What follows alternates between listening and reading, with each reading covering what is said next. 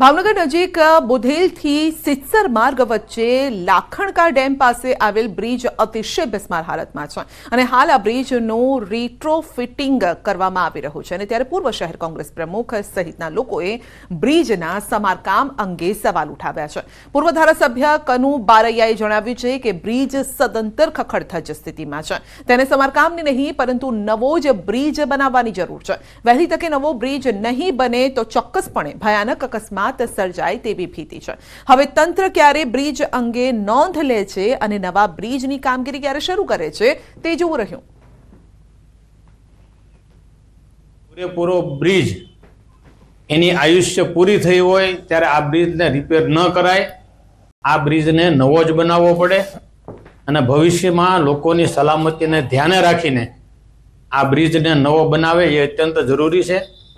નહીં તો આવતા દિવસોમાં જેમ ભૂતકાળમાં અનેક અકસ્માતો થયા છે એમ આવતા દિવસોમાં પણ આપણે સામે ચાલીને અકસ્માતોને નોતરું આપીએ એવું 100% બનશે।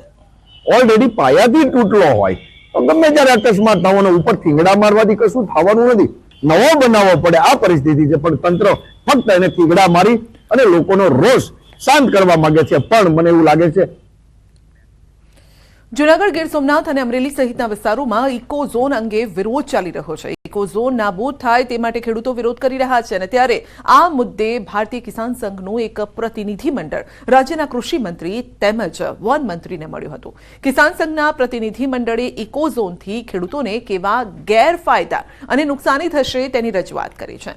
પ્રતિનિધિ મંડળની રજૂઆતને લઈ અને બંને મંત્રીઓએ હકારાત્મક અભિગમ દાખવ્યો હતો। ઇકો ઝોન મુદ્દે કેન્દ્ર સરકારમાં રિપોર્ટ કરવામાં આવશે અને ખેડૂતોને કોઈ મુશ્કેલી નહીં પડે તેવી ખાતરી આપી છે। શ્રી રાઘવજીભાઈ પટેલ અને વન મંત્રી શ્રી મુળુભાઈ બેરા સાથે ગાંધીનગર ખાતે એક બેઠક યોજાયેલી। ઇકો સોસાયટી ઝોન ન લાગુ પડે અને ખેડૂતો એમાં હેરાન ન થાય, ખેડૂતો ખેતી ન છોડે એ વિષય ઉપર અમે રજૂઆત કરી છે અને બંને મંત્રીએ હકારાત્મક જવાબ આપ્યો છે। મહેસાણાના બહુચરાજીમાં ટ્રાફિકની સમસ્યા જાણે કે માથાનો દુખાવો બની ગઈ છે। યાત્રાધામ બહુચરાજી સિયાકારમાં વિકાસ પામ્યું છે। રેલવે લાઇનના કારણે મુખ્ય માર્ગના બંને છેડે ટ્રાફિકની સમસ્યા જોવા મળે છે। મહેસાણા અને પાટણથી વિરમગામ અને માંડલ તરફ જતા વાહનોના કારણે હાઈવે પર ટ્રાફિકની સમસ્યા વધી છે, પરંતુ જો બહુચરાજીમાં કાલરી ફાટકથી શંખલપુર ફાટક સુધી સમાંતર કાચો રોડ છે, જે રોડ પાક્કો બનાવવામાં આવે તો ટ્રાફિક સમસ્યાનો ઉકેલ આવી શકે તેમ છે। ત્યારે આ અંગે બહુચરાજીના ધારાસભ્યએ જણાવ્યું છે કે આ અંગે કલેક્ટરે નિરીક્ષણ કર્યું અને રેલ વિભાગને રોડ બનાવવા માટે સૂચન આપ્યું છે। ટૂંક સમયમાં બહુચરાજીના લોકોને ટ્રાફિક સમસ્યામાંથી છુટકારો મળી શકે છે। થોડોક 200-300 મીટર જેટલો રોડ બનાવવાનો બાકી છે, વચ્ચેનો અહીંયા બની ગયો છે। આ બાજુ પણ 200-300 મીટર શંખલપુર રોડને જોડતો રોડ બાકી છે। એ કલેક્ટરશ્રીને રજૂઆત કરી છે। કલેક્ટરશ્રી, ડીડીઓશ્રીએ પ્રત્યક્ષ આવી નિરીક્ષણ કરી અને રેલવે અધિકારીને સૂચના આપી છે। ભાવનગરમાં બેંક ઓફ બરોડાની મોખડાજી સર્કલ શાખામાં ખોટા નામો થકી સરકારની સબસિડીવાળી લોન મેળવી કૌભાંડ કરાયું છે।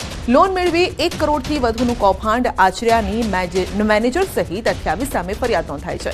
ઘોઘા રોડ પોલીસ મથકે લોન લેવા માટે કરવામાં આવેલ બોગસ ડોક્યુમેન્ટ અને લોન લઈ કરવામાં આવેલ છેતરપિંડીના મામલે પોલીસ ફરિયાદ નોંધાઈ છે। બેંક ઓફ બરોડાના રિજિયોનલ હેડ દ્વારા પોલીસ ફરિયાદ નોંધવામાં આવી। બેંકના 2 તત્કાલીન કર્મચારી અને અન્ય 2 લોકોએ મળી 24 લોકોની બોગસ ડોક્યુમેન્ટ બનાવી અને કરોડોની લોન મંજૂર કરી છે। તો બેંકના તત્કાલીન બ્રાન્ચ મેનેજર અને ક્રેડિટ ઓફિસરે વચેટિયા હિતેશ ગલચર અને રમેશ જાવિયા સાથે મળી અને ફ્રોડ આચર્યું છે। એલસીબીની ટીમે તત્કાલીન બેંકના મેનેજર તેમજ ક્રેડિટ મેનેજર અને 2 એજન્ટો મળી અને કુલ 4ની ધરપકડ કરી છે। એમએસ યુનિવર્સિટીમાં ટેકનોલોજી ફેકલ્ટીના ડીન પ્રોફેસર ધનેશ પટેલે વીસી તરીકે ચાર્જ સંભાળ્યો છે। યુનિવર્સિટીના ઇન્ચાર્જ વીસી કાયદાના ઘેરામાં છે, તો ઇન્ચાર્જ વીસી ધનેશ પટેલ સામે પણ હાઈકોર્ટમાં પિટિશન થયેલી છે।